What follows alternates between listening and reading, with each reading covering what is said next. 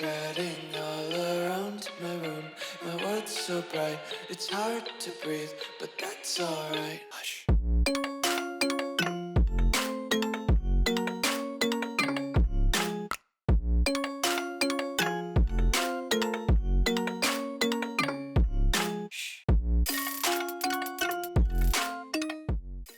What's going on, guys? Welcome back to another video here on the World of Juice channel, and welcome back to another episode of the St. Louis Blues Relocation franchise here on Madden 25.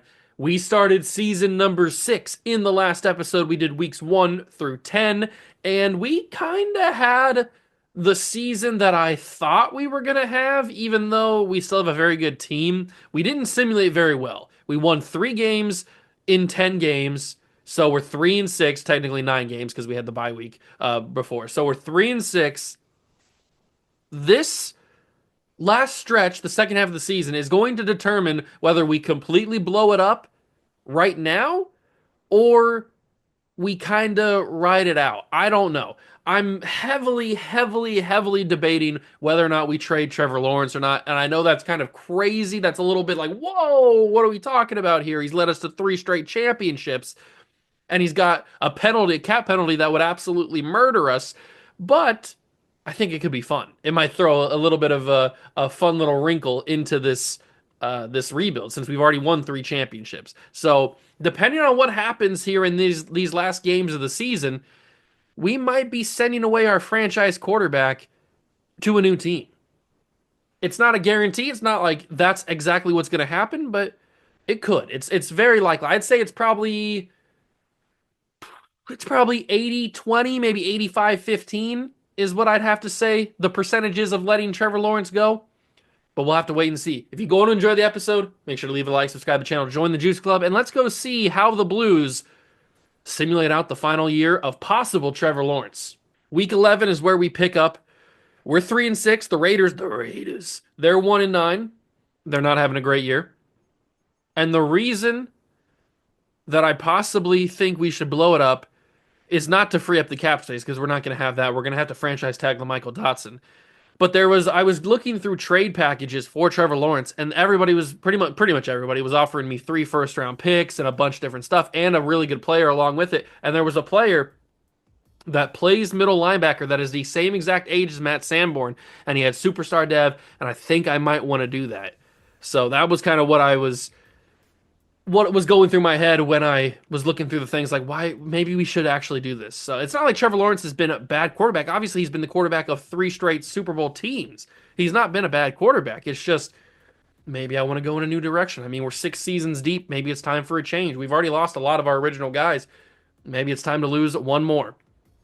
But like I said, it all really depends on how we finish out this season. So let's start by simulating this week against the Raiders and see what happens. They're 1-9. I was going to be shocked if we actually lost that game. So we are 4-6. I guess there is a chance we can make the playoffs. I would feel really weird if we made the playoffs, starting out as bad as we did and then somehow making it back. I mean, the division's not very good. The Texans are at the top of it right now.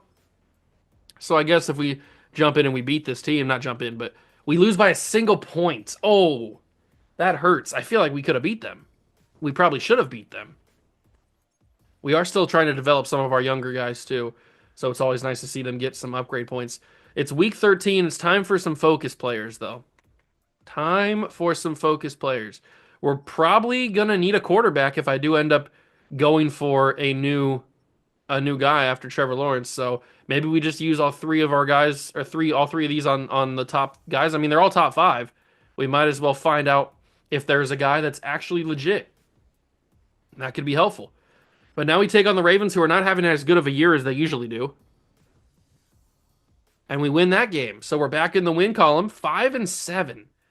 I have a feeling that we're going to be just like in no man's land. And you never want to be in no man's land. That is bad business. Week 14, we have jumped to, actually we're still in 3rd. I thought we were jumped to 2nd. But this division is very winnable. 6-6 is the best in the division right now. It is a very winnable division. I think we'll probably jump into these games because it looks like Texans and Colts. So we'll jump into those 2 games. We beat the Niners. We are 6-7, ladies and gentlemen.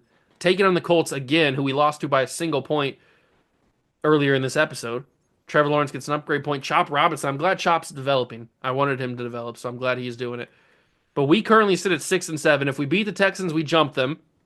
And then we're right behind the Colts, who we play next week. So this is going to be the first of two that we jump into. I don't know what week 18 could be. That we might jump into that one too. But this is going to be the first of two guaranteed that we jump into. At home against Houston. I mean, if we want to make the playoffs, at least win the division, this is a must win. I did notice that in the loading screen getting ready for this game, I did notice that this is where Isaiah Pacheco had signed. So former St. Louis Blue Isaiah Pacheco from a long time. He was one of the original Blues. He has picked the Texans to be where he's at. That's a good throw from Trevor Lawrence and a big touchdown. That's how you start hot, baby. That is how you start hot. Why couldn't we have played this good earlier in the season? Why do we have to all of a sudden be winning a bunch of games now and making it more complicated decision for me whether or not we move Trevor Lawrence or not? I mean, they couldn't have just won all these games and be undefeated and have a good time. Why you gotta be complicated like that? Brian Thomas Jr., big catch, 3rd and 1. Do we hand this to Blake Corum? I might. I might hand this to Big Blake. As long as we don't run right into their superstar defensive tackle right there. He bulldozed my guard, but I was not able to get first down there. Are you serious? I'm not kicking a field goal. You're kidding me. I cannot believe I didn't get that first down. 4th and inches. This is a big ballsy call here in the first half. I don't think I got it. I did get it. They gave it to me. They shouldn't have gave it to me. I don't think I got that. I do not think that I got that first down, but they gave it to me. I'm not going to challenge it against myself. And Corum on the very next play will pounce it in for another touchdown. Texans get 3 on the board. I don't know if they still have C.J. Stroud or not. I would think that they would, and that is the end of the half. Why couldn't you have just not had the clock moving there? Let's do some damage. Can I pick a play? There we go. Oh, they do have C.J. Stroud. I saw him right there.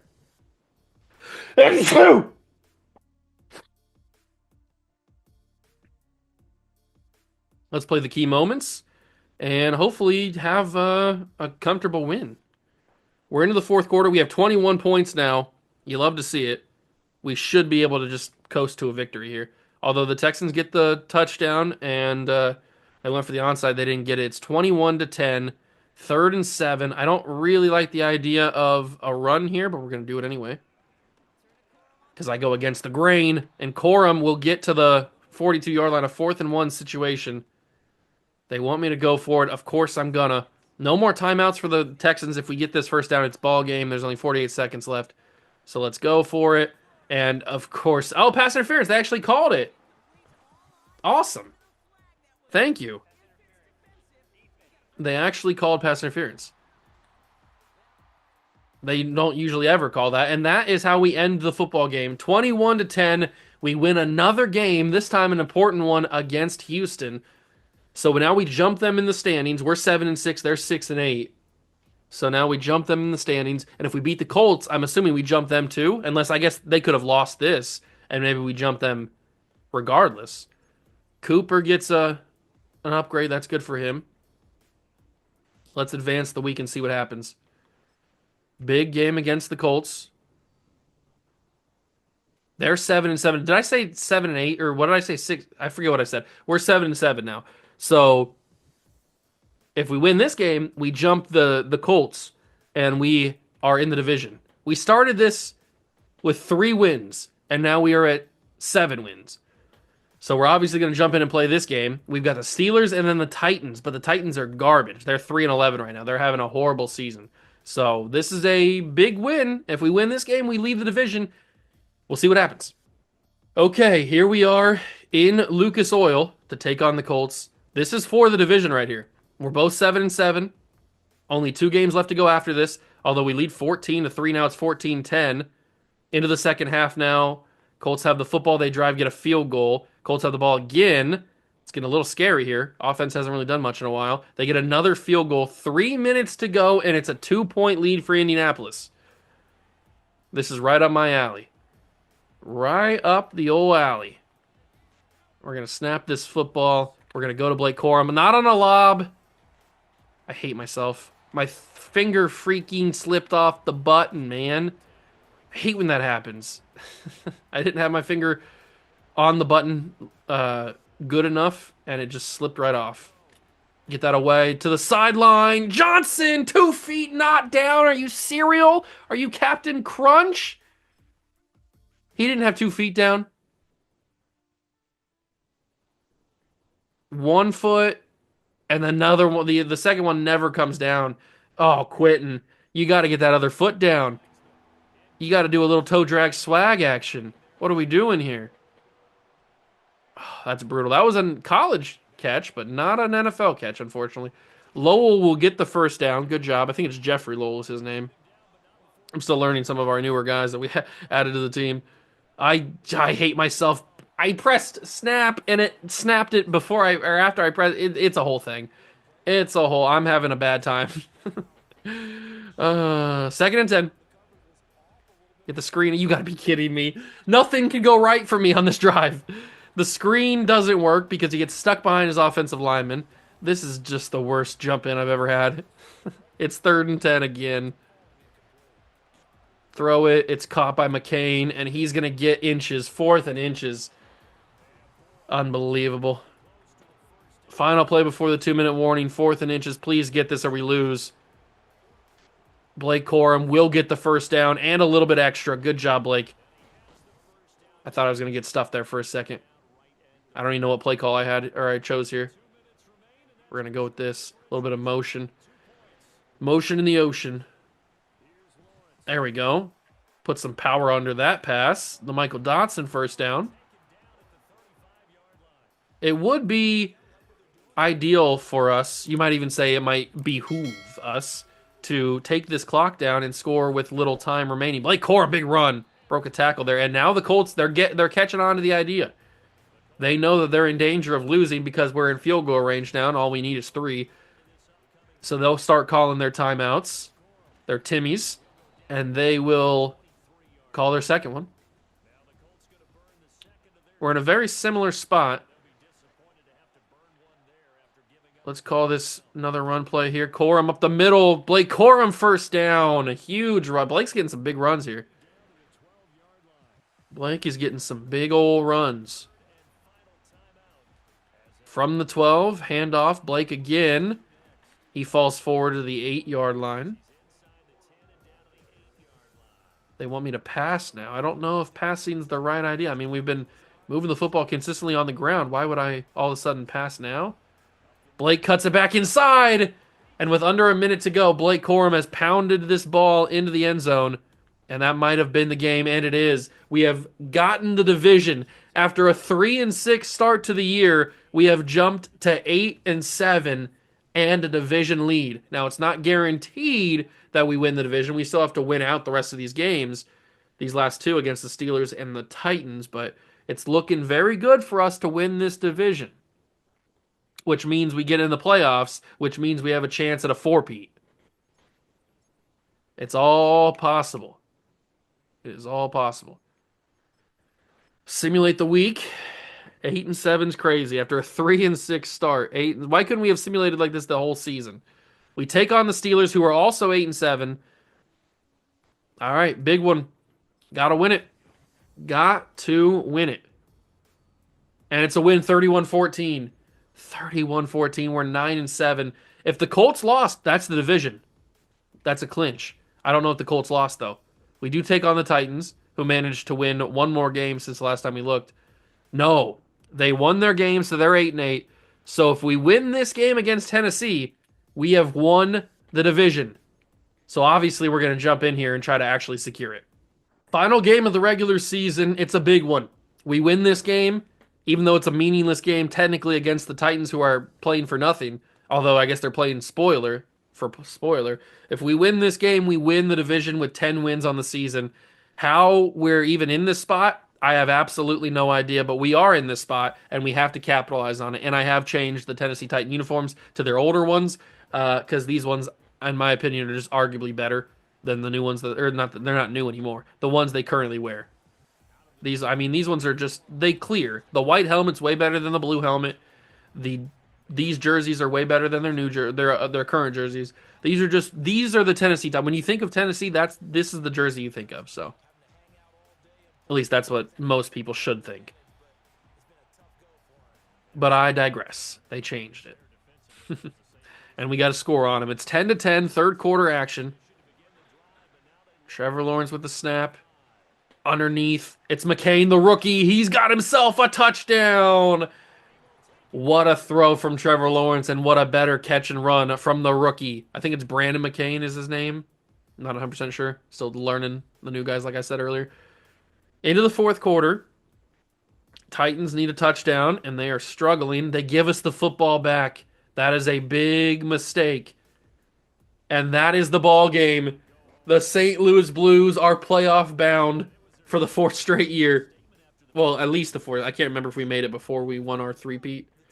We have won the division with 10 wins. We lost one game this entire second half video. And it was to the Houston Texans by a single point. Why couldn't we have simulated like this all season long? Why did we have to struggle at the beginning of the year and go 3-6? It is Brandon McCain. He got 3 upgrade points. He might have won Rookie of the Year.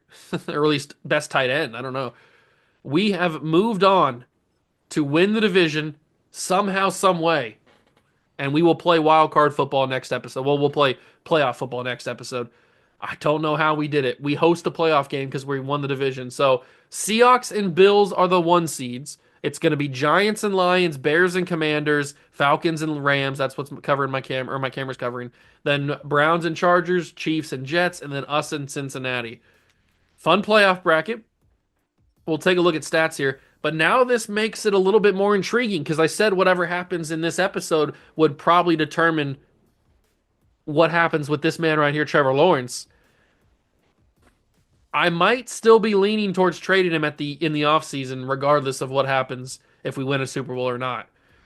But he finished with 4,100 yards, 32 touchdowns, 10 interceptions. I mean, you can't deny that he played unbelievably well this year. He simulated really, really well. Blake Corum had 1,000 yards exactly. That's harder to do than getting 1,000 yards in general. Is getting 1,000 yards exactly. That's pretty impressive. He also had 18 touchdowns, averaged 4.3 per carry. LaMichael Dotson got 1,000 yards with 7 touchdowns. Quentin Johnson was 5 yards away from 1,000, and he had 10 touchdowns. And then Brian Thomas Jr. had 902 and 5. So the top 3 guys on our team had almost 1,000 yards. All very, very good seasons. And then Brandon McCain had a good year. He definitely has a chance to win Offensive Rookie of the Year with these numbers. Probably not, though. And then Blake Corum had a good year through the air. Defensively, we had Sanborn lead the team in tackles at 94. Could be his final season here in St. Louis. Chop Robinson was next. Then Robert Ferguson, Christian Gonzalez. Tackle for loss leader was Jalen Carter. Nice addition to the team via a trade. He had 14. 13 for Anderson Jr. 10 for Tyreek Hodges, the rookie D tackle, who I hope has more than just start Ev, but I think he does just have start Ev. Dallas Turner had 8. Sack leader was Will Anderson Jr. with 16.5. Not surprised. 8.5 for Dallas Turner, 6.5 for Carter. So Carter ends up being an unbelievable addition to the team. I think he only has one more year after this, but still, very good productive season for him. Chop had 4 sacks. Hodges had 3. Interception leader was Cooper DeJean. Okay. Cooper, baby. 3 picks. 2 for Robert Ferguson. JT Harris had 2 as well. And then 1 for Gonzalez and Kendall Irving. Good numbers. Very, very good numbers. We've entered the top 5 of the Legacy leaderboard with Miss Juice. And I will quickly go see what those dev traits are revealed to be from our rookies. So we have our tight end, Jeffrey Lowell, has X Factor. We took 2 tight ends in this last draft. One of them had normal dev, the other had X Factor. And there's a good chance he could go up to star or even superstar because of the season that he had. Wow. Talk about a drafting god. I mean, it's undeniable at this point that I'm a drafting god. And then on defense, we have the reveal that it is star dev for Hodges. Not too bad. He still has a chance to go up when we get to Super Bowl week. And then Keaton didn't play enough. JT Harris has star. Okay, so we drafted all star dev guys for the most part, except for the one X Factor, Jeffrey Lowell. Oh, I'm so good at drafting. I am just so good at drafting. You can't deny it. What do we do in the off season. We have a playoff run that we will go through next episode. It'll be the entirety of the playoffs. So whether it's just one game here in the wild card, or we make it all the way to the Super Bowl and win it for the fourth straight year, or anything in between, all be encompassed in that next episode. And then we have the off season. So I think what I'm leaning towards right now, I think I'm leaning towards we blow it up regardless of what happens. If we win a fourth Super Bowl, awesome. That's four in a row, and our dynasty has been cemented even further than it already has. I think three straight is already a dynasty. So if we win a fourth one, perfect, awesome. The dynasty is here forever, and it's the greatest team of all time. If we don't win a Super Bowl, that's also fine because we already have three, and we've made the playoffs in a fourth straight year, and we could have a decent playoff run depending on what happens. I think we trade Trevor Lawrence. Probably because I mean I was looking at these trade packages for Trevor and it was like great players along with like multiple first round picks and second round picks and all kinds of stuff. I mean look at some of these deals. We can get multiple first round. This is the trade that I was looking at though. Junior Colson is the same age as Matt Sanborn. Plus we get 3 first round picks and 2 second round picks for Trevor Lawrence, which we could package one of those first round picks to maybe trade for a quarterback or just draft a quarterback if this draft has a decent one. But that's not the only one. I mean, Xavier Worthy is here. Adonai Mitchell is here. Zach Osgood. I mean, all of these trades are fantastic. I'd be a fool to not take at least one of these trades or any one of these trades. So, multiple teams are offering 3 first round picks plus a couple seconds plus a great player in return who is decently young. So, there's a lot of different options that I could go through with Trevor Lawrence. I was also thinking about trading away Will Anderson Jr. I don't really want to, but if we're going to blow it up, we might as well go all the way. We might as well go all in. And Will Anderson Jr. would be one of those guys we would have to trade if we're going to go all in on the blow up. Nobody else really would be. I guess we could toss in Matt Sanborn to a trade since we would possibly bring in his replacement, but he's not really the value that we would go like absolutely crazy for. He's got a couple of options here, but a lot of the guys are in their 30s or close to it. Not really any good dev traits for the younger guys. So Sanborn would maybe have to be a package deal if we were going to do it, but it all depends on what happens with Trevor Lawrence because we might not have the ability to trade anybody else if we trade Trevor Lawrence because he's got such a massive cap hit. I think it's over 100 million, and I think Anderson Jr.'s is over 200 million if I'm not mistaken. If we go to the team salaries, the cap penalty, yeah, Trevor Lawrence is 103 million if we were to release him or slash trade him, I guess. And then Dallas Turner is 202. Anderson is 800 million.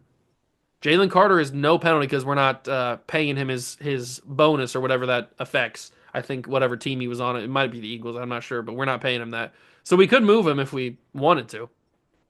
And then Atkins and then Andrew Grant. Yeah, we're paying a lot of people a lot of money, and their penalties are kind of crazy. But it could be fun for the series as a whole if we move on from Trevor Lawrence and find a new guy. Did we actually get results back for those quarterbacks?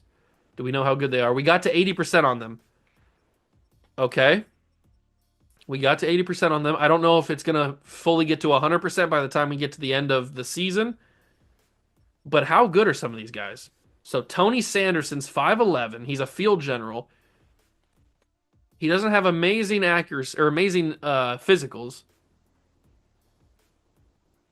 He could simulate well. I'm not sold on him. Mike Brooks is also a field general. His physicals are not amazing either. He looks worse than the other guy. So I prefer Sanderson over Brooks. What about Johnny Turner? He's a strong arm type. He's got elite to great throw power. His accuracies are the best out of the 3. Okay, so Johnny Turner looks pretty solid. So I think I'm leaning Turner first, then Sanderson, and then obviously Brooks, but I'm not even really considering Brooks at this point. It's really down to just 2 if I was going to take a quarterback. We do have 2 first-round picks already. We have our own, and then we have a pick from, I forget who it is. I guess I could check right here. We have a pick from the Rams. So we have our own pick, which is 20, and then the Rams pick, which is 23 currently. If we were to trade Trevor Lawrence, that would add a 3rd first-round pick to this pool of draft picks that we have, plus an extra 2nd. Plus we would get picks next year and the year after. So Trevor Lawrence could help this rebuild skyrocket. very quickly if we were to trade him. And then again, I'm not sold 100% on if we do or not. So I don't know what's going to happen. I got to make that decision, and you guys can help me too in the comment section if you think we should trade him or not. You saw kind of the offers that he was getting, so if you want to leave a comment down below, putting your 2 cents in, if you think we should trade him or not, let me know down below in the comments. I'm also going to give it a ponder, give it a little bit of a thinksy, and figure out if we want to do this or not. But we've got playoff football before that, so next episode will be that. Like I said, it's going to be the entirety of the playoffs, so either a wild card or Super Bowl or anything in between. That'll be in the next episode. You guys know the drill at this point. Thank you guys so much for stopping by and watching. I truly appreciate it. If you enjoyed it, make sure to leave it a like, subscribe to the channel, join the Juice Club, and I'll catch you guys in the next one. Peace.